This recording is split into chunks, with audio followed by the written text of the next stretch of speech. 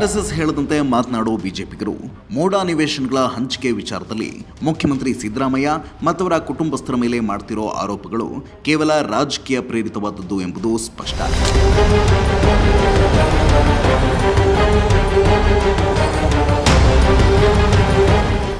ಯಾಕೆಂದ್ರೆ ಸದ್ಯ ಚರ್ಚೆಯ ಕೇಂದ್ರ ಬಿಂದುವಾಗಿರುವ ಮೂಡ ನಿವೇಶನಗಳ ಹಂಚಿಕೆಯಾಗಿದ್ದು ಇದೇ ಬಿಜೆಪಿಗರ ಅಧಿಕಾರಾವಧಿಯಲ್ಲಿ.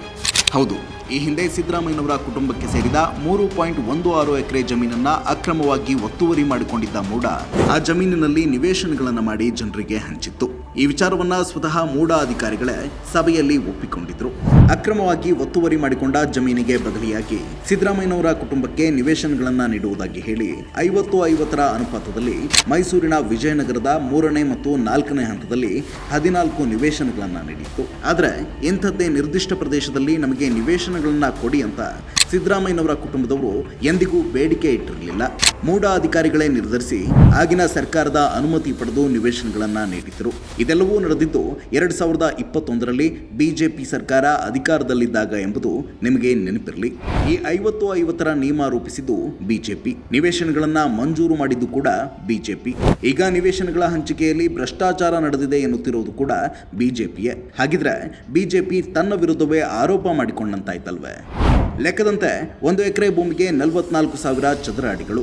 ಆದರೆ ಒತ್ತುವರಿಯಾದ 3.16 ಎಕರೆ ಭೂಮಿಯ ಬದಲಿಗೆ ಸಿದ್ದರಾಮಯ್ಯನವರ ಕುಟುಂಬಕ್ಕೆ ಮೂಡ ಕಡೆಯಿಂದ ಸಿಕ್ಕಿದ್ದು ಕೇವಲ 38,264 ಚದರ ಅಡಿಯ ನಿವೇಶನ.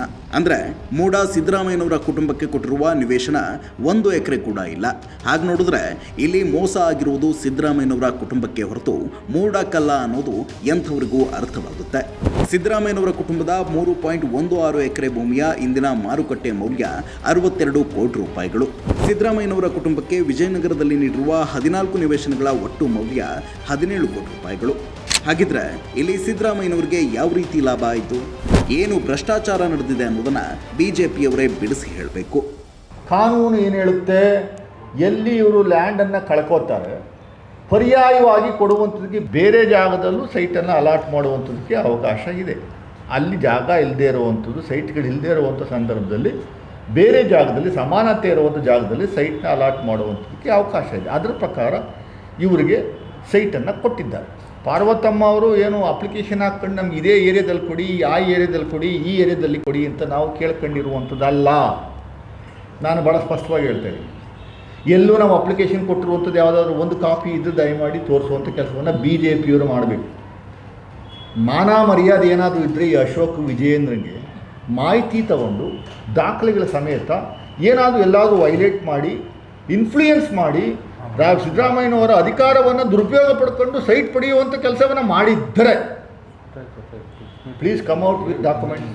ಒಂದು ವೇಳೆ ಮೂಡಾದವರು ಒಬ್ಬ ಜನಸಾಮಾನ್ಯನ ಜಮೀನನ್ನ ಒತ್ತುವರಿ ಮಾಡಿಕೊಂಡಿದ್ರೆ ಆತನಿಗೆ ಬದಲಿ ನಿವೇಶನ ಅಥವಾ ಒತ್ತುವರಿಯಾದ ಭೂಮಿ ಬೆಲೆ ಬಾಳುವಷ್ಟು ಪರಿಹಾರವನ್ನ ನೀಡಬೇಕಿತ್ತಲ್ವೇ? ಅದೇ ನಿಯಮ ಮುಖ್ಯಮಂತ್ರಿಯಾದವರಿಗೂ ಕೂಡ ಅನ್ವಯಿಸುತ್ತೆ. ಸಿಎಂ ಆದ ಕಾರಣಕ್ಕೆ ಅವರ ಖಾಸಗಿ ಜಮೀನನ್ನ ಸರ್ಕಾರಕ್ಕೆ ಬಿಟ್ಟುಕೊಡಬೇಕು ಅಂತ ಯಾವ ನಿಯಮವೂ ಇಲ್ಲ. ತಮ್ಮನವರು ಈ ಪ್ರಕ್ರಿಯೆಗೆ ಒಪ್ಕೊಳ್ದೆ 50-50 ನ್ಯಾಯಾಲಯಕ್ಕೆ ಹೋಗಿದ್ರೆ ಸಂಪೂರ್ಣವಾಗಿ 3 ಎಕರೆ 16 ಗುಂಟೆ ಕೂಡ ಅವ್ರಿಗೆ ಸಿಗ್ತಾ ಇತ್ತು. ಅದನ್ನು ಬಿಟ್ಟು 15 ವರ್ಷದಿಂದ ಹಿಂದೆ ಒದ್ದಾಡಿ ಏನು ಪರಿಹಾರ ಇವ್ರು ಕೊಡ್ತಾ ಇದ್ದಾರೆ ಅದನ್ನು ತಗೊಂಡು ಅವ್ರು ಸ್ವೀಕಾರ ಮಾಡಿ ತಗೊಂಡಿರೋದೇ ಇವತ್ತು ತಪ್ಪು ಥರ ಇವರು ಮಾತಾಡ್ತಾ ಇದ್ದಾರಲ್ಲ. ಈಗ ಈ ಸಮಸ್ಯೆ ಮುಖ್ಯಮಂತ್ರಿಗಳ ಪತ್ನಿಗಾಗಿರೋದ್ರಿಂದ ಬೇರೆ ಥರ ನೋಡ್ಲಿಕ್ಕಾಗುತ್ತಾ? ಬೇರೆಯವ್ರಿಗೆ ಏನು ಕೊಟ್ಟಿದ್ದಾರೆ ಅದನ್ನೇ ಇವ್ರಿಗೂ ಕೊಟ್ಟಿದ್ದಾರೆ ಅಂತ ಹೇಳ್ತಾ ಇದ್ದೀನಿ ನಾನು. ಬಿಜೆಪಿಗರ ಈ ರೀತಿಯ ಆಧಾರರಹಿತ ಆರೋಪಗಳನ್ನು ಕಂಡು ಬೇಸತ್ತು ಸ್ವತಃ ಸಂತ್ರಸ್ತರಾಗಿರುವ ಮುಖ್ಯಮಂತ್ರಿಗಳೇ ಜಮೀನು, ನಿವೇಶನ ಇದೆಲ್ಲದರ ಬದಲು ಮಾರುಕಟ್ಟೆ ಮೌಲ್ಯಕ್ಕೆ ಸರಿಯಾಗಿ 62 ಕೋಟಿ ರೂಪಾಯಿ ಪರಿಹಾರವನ್ನೇ ಕೊಟ್ಟುಬಿಡಿ ಎಂದು ಆಗ್ರಹಿಸಿದ್ದಾರೆ. 3 ಎಕರೆ 16 ಗುಂಟೆನ ಒತ್ತುವರಿ ಮಾಡ್ಕೊಂಡ್ಬಿಟ್ಟಿದ್ದಾರೆ ಅವರು. ಮೂಡಾದವರು ಇಲ್ಲೀಗಲ್ ಆಗಿ ಒತ್ತುವರಿ ಮಾಡ್ಕೊಂಡ್ಬಿಟ್ಟಿದ್ದಾರೆ. ಅವರೇ ಒಪ್ಕೊಂಡಿದ್ದಾರೆ. ಮೂಡ ಮೀಟಿಂಗ್ನಲ್ಲಿ ತಪ್ಪು ಮಾಡಿಬಿಟ್ಟಿದ್ದೀವಿ ಅಂತ ಒಪ್ಕೊಂಡಿದ್ದಾರೆ. ಅದಕ್ಕೆ ಸೈಟ್ ಕೊಟ್ಟಿದ್ದಾರೆ. ನಾವು 50-50 ಕೊಡ್ತೀವಿ ಅಂದರೆ ಆಲ್ ರೈಟಪ್ಪ, ಓಲಿ 50-50. ನಮಗೆ 3 ಎಕರೆ 16 ಗುಂಟೆನೇ ಕೊಡಬೇಕು. ಲ್ಯಾಂಡ್ ಟು ಲ್ಯಾಂಡ್ ನಾವು ಆಗಲಿ ಆಯ್ತಪ್ಪ 50-50 ಅಂತ ಇದ್ದೀರಿ, 50-50ನೇ ಕೊಡಿ ಅಂತ ನಾವು ಇಂಥ ಕಡೆ ಕೊಡಿ ಅಂತ ಕೇಳಿದ್ದೀವ. ಆಮೇಲೆ ಈ ಸೈಟು ಕೊಟ್ಟದ್ದು ಯಾವಾಗ? 1921 ಅಲ್ಲ 2021 ಇಸ್ವಿ ಯಾರು ಇದ್ರ ಅಧಿಕಾರದಲ್ಲಿದ್ದರು? ಹಾಂ, ಯಾರು ಅಧಿಕಾರದಲ್ಲಿದ್ದರು? ಹಾಂ, BJP ಅವರು. ಮತ್ತು ಅವರೇ ಕೊಟ್ಬಿಟ್ಟು ಅವರೇ ಇದು ಹೇಳಿದ್ರೆ, ನಮ್ಮ ಜಮೀನನ್ನು ನೀವು ಸೈಟ್ ಮಾಡಿಬಿಟ್ಟು ಪಾರ್ಕ್ ಮಾಡಿ ಎಲ್ಲ ಹಂಚ್ಬಿಟ್ಟು ಹಾಗಾದ್ರೆ 3 ಎಕರೆ 16 ಗುಂಟೆ ನಾವು ಬಿಟ್ಬಿಡೋದ? ನಾನು ಮುಖ್ಯಮಂತ್ರಿ ಅಂತ ಬಿಟ್ಬಿಡೋದೇನ್ರಿ? ಈಗ as A matter of fact site ಈಗ ಅಕ್ಟೋಬರ್ 23ರಲ್ಲಿ ನಾವು 50-50 ರದ್ದು ಮಾಡಿ ಅಂತ ಬರೆದ್ಬಿಟ್ಟಿದ್ದಾರೆ ಮಿನಿಸ್ಟ್ರು. ಇವರೇ ಬರೆದ್ಬಿಟ್ಟಿದ್ದಾರೆ. ಇದು ಬರದೇ ಹೋದರೂ ಕೂಡ ಹೇಳ್ತೀನಿ ನಾನು, ನಮಗೆ 62 ಕೋಟಿ ಆಗುತ್ತೆ, ಕೊಟ್ಬಿಡಲಿ ಕಾಂಪನ್ಸೇಷನ್ ಕಾನೂನು ಪ್ರಕಾರ 62 ಕೋಟಿ.